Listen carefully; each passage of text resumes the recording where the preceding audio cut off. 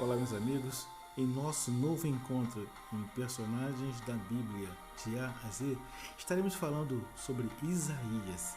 Isaías, nome hebraico, que significa Deus é a salvação.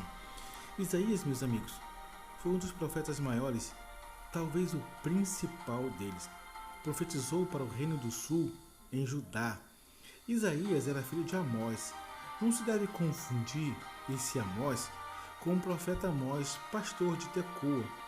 No entanto, o fato de Isaías ser chamado de filho de Amós 13 vezes no Antigo Testamento pode significar que seu pai era um homem proeminente.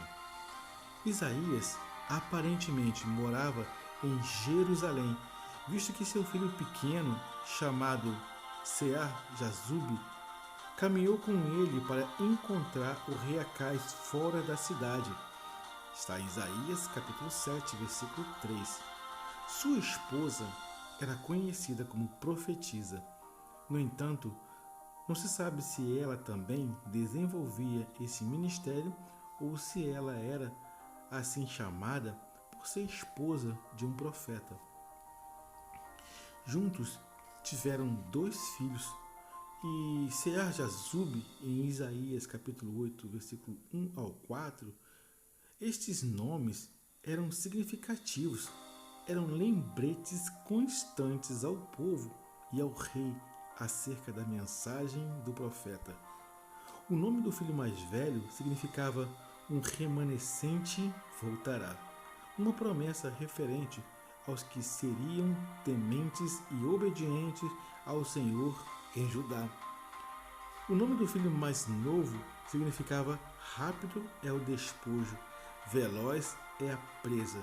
Isaías capítulo 8, versículo 3. E apontava para o juízo próximo que viria por intermédio do rei da Síria.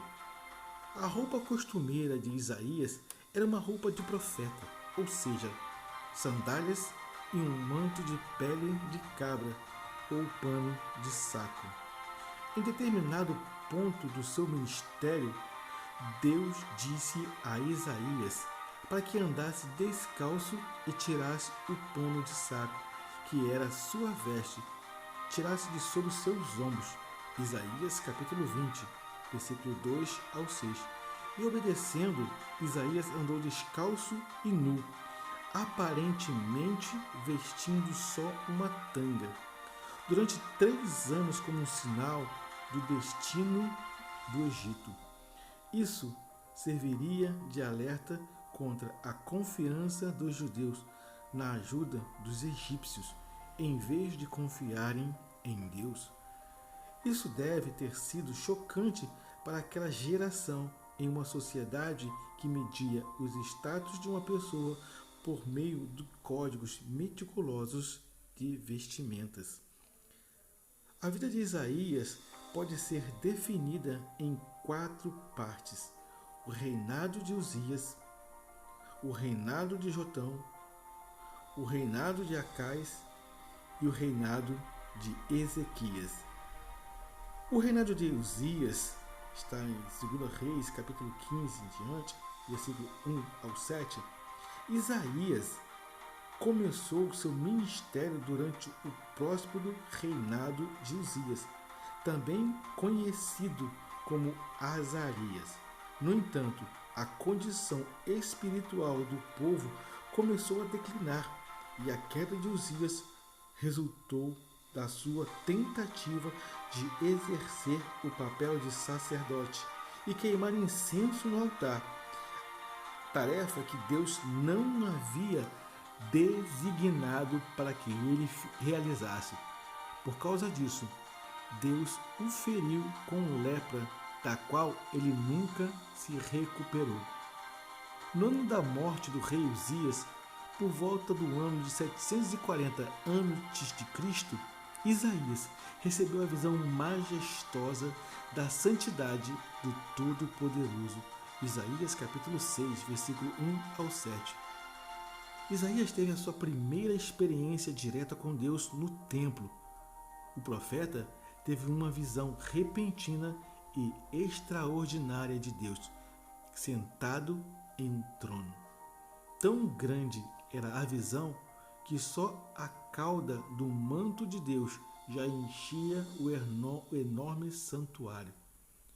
Percebendo que assistia uma assembleia em que Deus dialogava aparentemente com o exército celeste e ciente da incapacidade da humanidade profana de sobreviver diante tal grandeza, Isaías gritou: ai de mim, meus olhos viram o Rei, o Senhor dos Exércitos.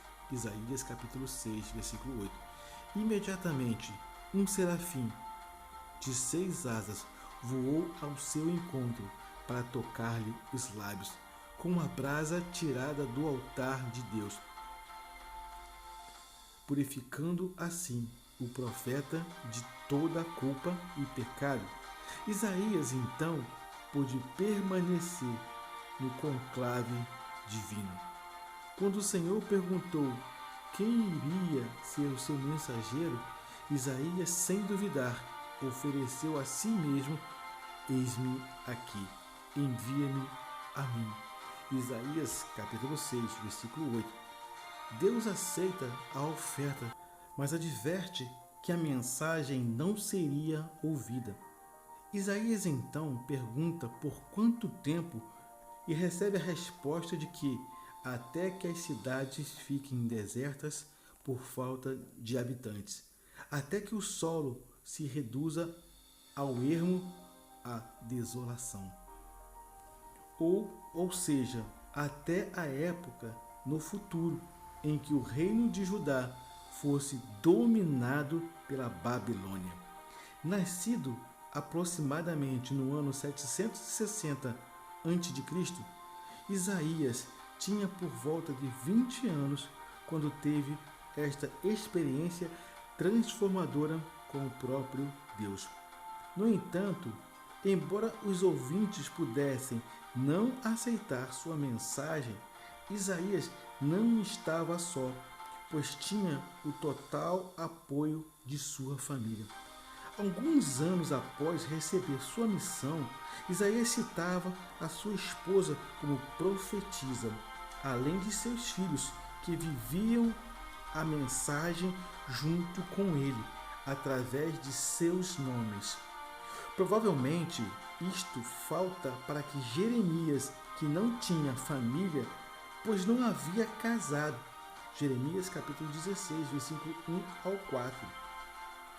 Embora recebendo a mesma mensagem do juízo sobre Judá, aparentemente sofreu mais do que Isaías, talvez por não ter uma reserva emocional através de uma família dentro de casa. Bom, meus amigos, aqui nós concluímos a primeira parte do nosso estudo de Isaías. Espero que vocês tenham gostado. Curta nossa página, compartilhe essa mensagem. Eu sou Alexandre Costa, em Personagens da Bíblia de A a Z. Até a próxima. Shalom, shalom, graça e paz.